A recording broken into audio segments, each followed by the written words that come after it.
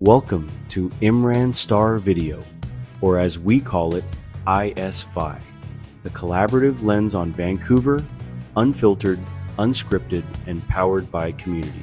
We're not just a voice behind the mic, we're a collective of creators, thinkers, storytellers, and city lovers coming together to spotlight the people, places, and energy that make Vancouver what it is.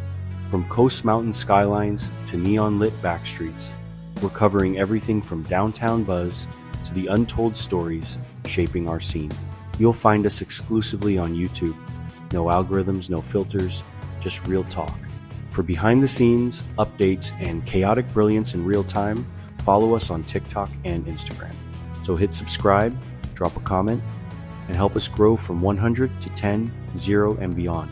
Because this isn't just our platform, it's yours too. Turn it up, get into it. Let's talk Vancouver. This is ISV. Let's be real. Food isn't just fuel anymore. It's an aesthetic, a form of expression, and sometimes a full-on identity. 1 second you're posting a salad for the healthcore vibes. The next you're spiraling into a 12-minute video essay on how avocado toast is connected to global supply chains. Welcome to the farm-to-table era, where eating local is both a lifestyle and a subtle flex. In a world where most food travels more than you do, shout out to that banana that's been to 3 countries this week, the farm-to-table movement is the soft-spoken hero trying to make your lunch more sustainable, more ethical, and yes, more delicious. Think of it as the opposite of mystery meat and microwave meals. It's giving seasonal, fresh, and possibly grown by someone who listens to vinyl and knows your dog's name. So what is farm to table? Anyway, basically, it means food that's grown or raised nearby, picked in season, and delivered directly to your plate without doing a full-blown world tour first. No shady factories. No confusing ingredient lists that sound like high school chemistry class. Just real food from real places. It's the culinary equivalent of checking the source, like fact-checking your dinner. This movement isn't just about trendy restaurants or farmers markets with 8 heirloom carrots. It's a growing, pun intended, shift in how cities like Vancouver think about food, where it comes from, how it's made, and how it affects our communities and the planet. It's eco-friendly eating with a plot and a main character arc. And yes, while some people treat it like a social media moment, OMG my eggs are from a free-range chicken named Clara, the farm-to-table concept has serious roots in food justice, environmental sustainability, and supporting local economies. It's the kind of quiet power move where you're not only eating good, you're doing good without yelling about it. So whether you're a kale lover, a climate-conscious foodie, or just someone who wants their burger to have fewer passport stamps, this is the guide for you. Because in this food scene, we don't just care about what's on the plate, we care about the story behind it. Before farm to table became a trendy phrase slapped on menus next to 24 salads and oat milk flat whites, it was just eating, like regular food, grown, nearby, and consumed before it was old enough to run for office. In the olden days, and we mean pre-supermarket, pre-Instagram, pre-organic as a marketing term, people ate what was available locally because, plot twist, there wasn't an avocado truck coming from 20 kilometers away. Flashback to before the 20th century, and most meals were hyper-local, seasonal, and totally unprocessed. Basically, every town was a vibe-heavy version of a farmer's market, minus the Pinterest signage. People grew what they needed, traded with neighbors, and knew which field their potatoes came from, not which warehouse. Then came the rise of industrial agriculture, supermarket convenience, and that weird era where everything was suddenly shrink-wrapped and full of preservatives. The food got faster, cheaper, and more mysterious, and while convenience was booming, flavor and sustainability were silently screaming into the void. Fast forward to the 1960s and 70s, where food rebellion started simmering, pun very much intended. Inspired by counterculture, environmental awareness, and a desire to break up with bland frozen dinners, the farm-to-table movement started growing roots. Shout out to Alice Waters, who opened Chez Panisse in 1971 and basically said, "What if we cared where our lettuce came from?" Revolutionary, honestly. By the early 2000s, urban foodies started catching on. Farmers markets reappeared like a nostalgic reboot. Chefs began bragging about their tomatoes' zip code, and people realized that eating local wasn't just responsible. It tasted better and made you feel like a crunchy little hero. Restaurants jumped on the wagon, using phrases like sustainably sourced and from our farm partner in Abbotsford to signal that they were down with the earth. And surprise, Gen Z and millennials didn't just keep the vibe going, they made it a movement. Raised on climate documentaries, eco-anxiety, and exactly 473 food trends, this generation wants more than just a meal. They want transparency, ethics, compostable packaging. They want to know their kale lived a good life. Today, farm to table is baked into Vancouver's food identity. It's not niche, it's expected.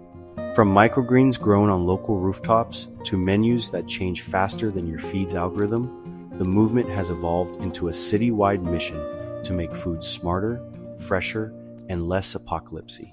So yes, while some people still roll their eyes at the concept, farm to table isn't just about trendiness, it's about coming full circle.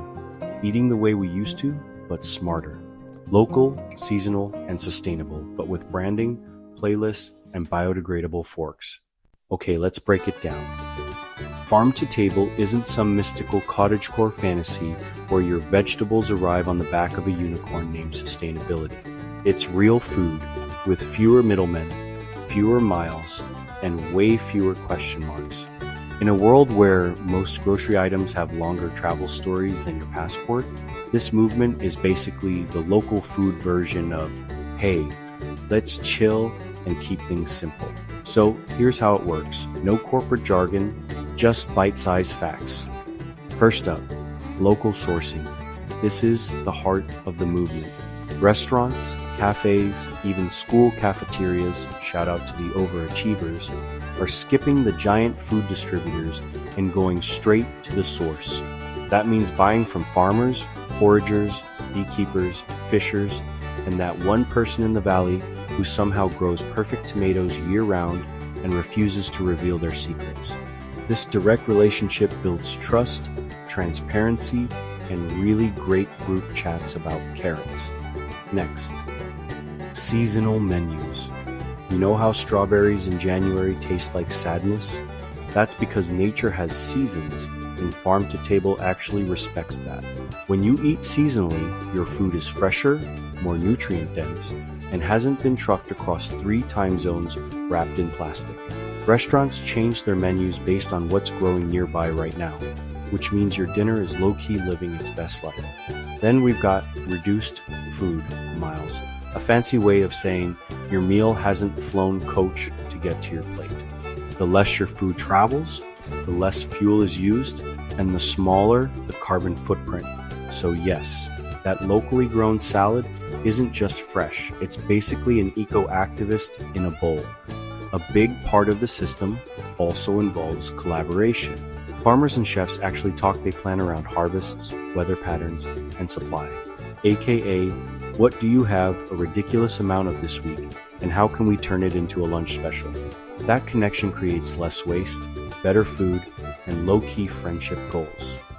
And it's not just the grown-up restaurants doing this. Urban farms, rooftop gardens, and even high school greenhouses are getting involved. Vancouver's pushing hard to make the city edible literally. It's not unusual to see businesses sourcing honey from downtown hives or herbs grown a few blocks away. We're talking 0 mile mint, people. Peak flex. So, from soil to stove to stomach, farm to table is about keeping the food chain short, sweet, and a little sassy. It's about valuing every step from the farmer who picked the beets to the chef who turned them into a beet tartare, to you, proudly pretending you've always loved beets. Bottom line, it's not complicated. Just grow it, pick it, serve it, eat it, all within a few local postal codes. That's it. No mystery, no preservatives, no cross-country identity crisis. Just good food that knows where it came from. Now that we've covered the how and the why, let's get to the good stuff, where to actually eat. Because let's be real, theory is great, but your stomach just texted PLS send food. Lucky for you, Vancouver is stacked with spots that don't just talk about farm to table, they live it, plate it, and garnish it with edible flowers. Let's kick things off with Fable Kitchen, short for Farm to Table, because yes, even the name is on theme. Located in Kitsilano, aka Yoga Pants HQ, Fable is a certified main character in the local food scene. Everything on the menu comes with origin, energy, think hand-rolled gnocchi made with BC potatoes, house-cured bacon, and vegetables that were probably sun-kissed at dawn and whispered encouraging words before harvest. The vibe is cozy chic, and the food? Chef's kiss with a locally sourced flourish. Next, there's the Acorn, the plant-based queen of Main Street. If vegetables had a PR firm, this is where they do press. The Acorn serves vegan and vegetarian dishes that could convert even the most devoted chicken nugget enthusiast, and they do it with style. Everything is hyper-seasonal, super local, and presented like a Pinterest board came to life. Bonus: their plating is so beautiful, your phone might try to take a bite. Then we've got Forage, which is basically the campfire core cousin of fine dining.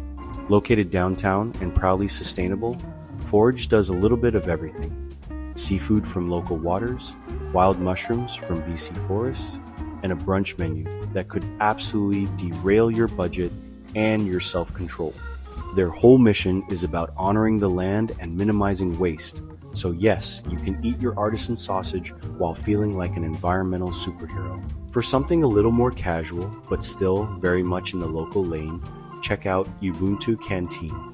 With a name that literally means I am because we are, this spot is less about pretension and more about community-powered dining that slaps. They bake their own sourdough, grow some of their own produce, and change the menu like it's a fashion season. Think humble dishes with bold flavors and staff who actually know the name of the farmer that picked your lettuce. And if you're craving something bakery adjacent, don't sleep on the Federal Store. This Mount Pleasant gem is what would happen if your grandma started a hip cafe with a seasonal menu, compost bins, and a thing for vintage Pyrex.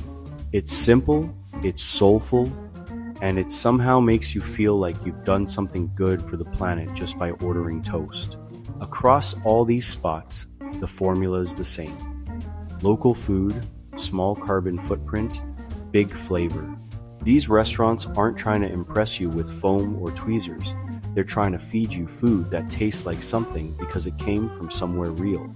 So, if you're in Vancouver and looking to flex your climate-conscious foodie card while still eating like royalty, you've got options. Delicious, local, seasonal, Instagrammable options. Look, we all love a burger that's 87% nostalgia and 13% mystery. But when it comes to actually taking care of yourself, the planet, and that cute little farmer's market downtown, farm to table, comes in hot with the ultimate triple win. Think of it as the health-conscious version of a glow-up, except it helps your body, your neighborhood, and the earth. Who knew kale could be this powerful? Let's start with the obvious flex, your health. When you're eating farm to table, you're chowing down on food that's fresh, in season, and not pumped full of preservatives, additives, or things that sound like a chemistry exam. We're talking veggies that still have their vibe, berries that didn't take a red-eye flight from Peru, and meats that were raised with love and not a horror soundtrack. Basically, you're not just eating, you're nourishing like a wellness influencer with actual facts. Fewer food miles also means fewer nutrients lost in transit. The sooner produce gets from the farm to your face, the more of the good stuff it still has. That's right, your tomato has a better vitamin resume than most multivitamins when it comes straight from a local field instead of a cardboard box. Next up, Planet Earth, our shared Airbnb. Industrial food systems burn through fuel like it's a TikTok trend, shipping ingredients across the globe and leaving behind a trail of emissions that even your plant-based for one weekend phase can't undo. Farm to table though? Low-key environmentalist queen. Less travel, less packaging, less waste. It's giving fewer trucks, more tractors, and a whole lot less plastic. On top of that, farm to table tends to support organic and regenerative practices, which are basically the skincare routines for soil and ecosystems.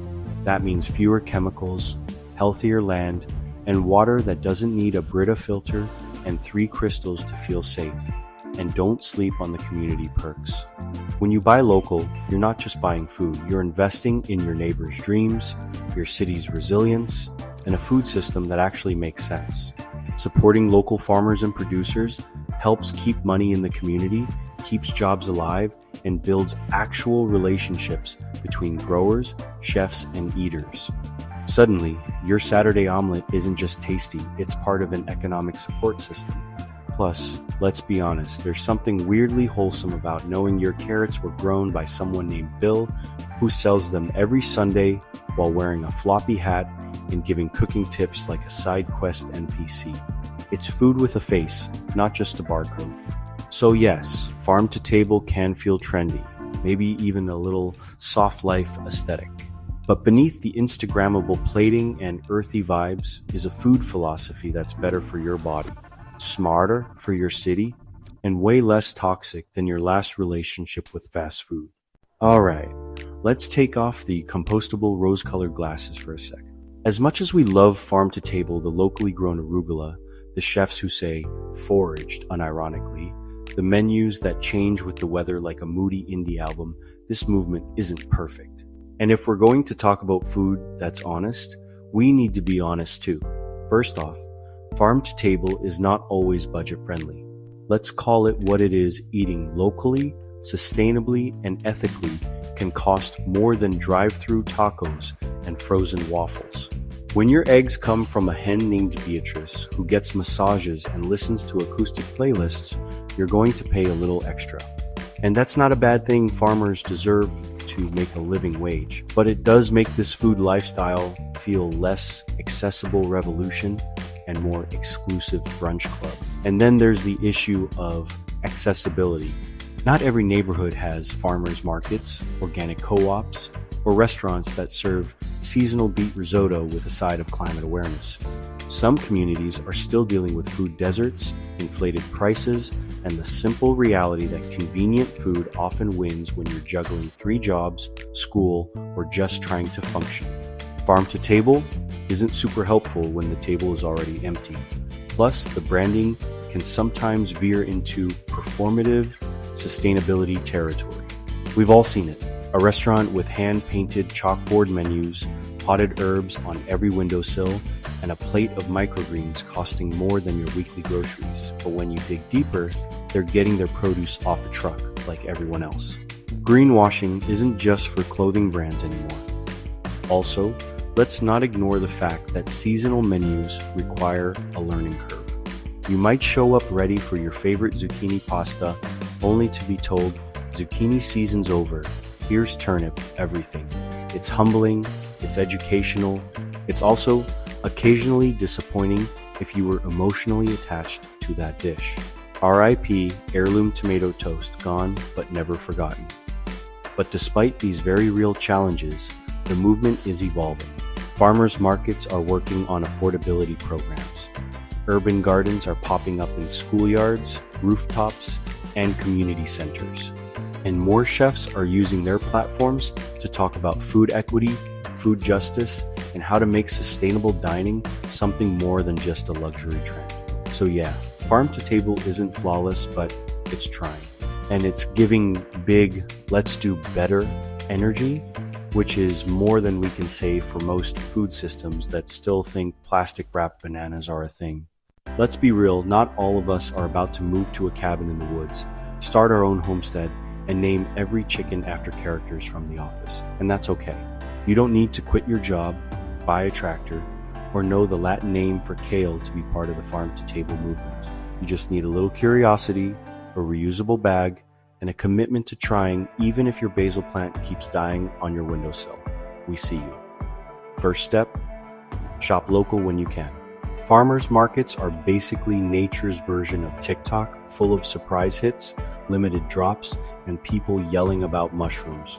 Whether it's honey from just outside the city or produce that hasn't spent a week in a shipping container, buying local means supporting real people and getting food that still remembers what the sun feels like. Can't hit up a market every weekend because, life? No worries.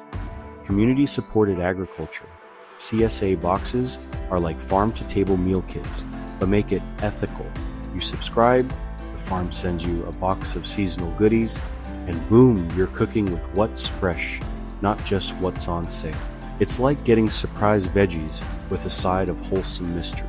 Pro tip, Google what to do with turnips before you panic. Next, eat seasonally. This one's free and low effort, just vibe with the weather. If you're craving watermelon in January, maybe take a deep breath and revisit your life choices. Seasonal eating means choosing what's naturally available in your region right now, which supports local farmers, reduces carbon footprints, and somehow just tastes better. Apples in fall? Elite. Tomatoes in summer? Unmatched. Butternut squash in winter? Cozy core activated. Also, don't underestimate the power of asking questions. Whether you're at a restaurant, cafe, or food truck, ask where ingredients come from. Not in a confrontational, interrogating the chef kind of way, more like, hey, is this local? It opens dialogue, shows businesses people care, and can encourage more transparency. Plus, it makes you sound like a responsible adult without having to do taxes in that moment. And finally, reduce waste. Farm to table is about respecting where your food comes from, which means not treating it like a background extra in a Netflix series. Plan meals, use leftovers creatively, compost what you can, and for the love of guac, stop letting herbs rot in the fridge like sad green confetti. You don't have to be perfect. You don't need to go full locavore and churn your own butter by moonlight. But if you care about your food, your planet, and your community, the farm-to-table movement has space for you, whether you're growing tomatoes on a balcony or just ordering local when you eat out. Small steps, big impact. And hey, at the very least, your food will have a better backstory than most reality shows. So, after all that talk of local lettuce, heroic chickens, and community carrots, here's the tea, locally grown and ethically steeped. Of course, the farm-to-table movement isn't just about food, it's about the future. And spoiler alert, it's looking crunchy, green, and very well seasoned. We're living in a time when people are asking real questions like, where did this come from? And why does this tomato taste like a wet sponge from outer space? And Farm to Table is answering those questions with receipts literal and metaphorical. It's putting the flavor and the farmer back into focus. It's about food that hasn't been freeze-dried, over-processed, or shipped around the world like it's on tour with a pop band.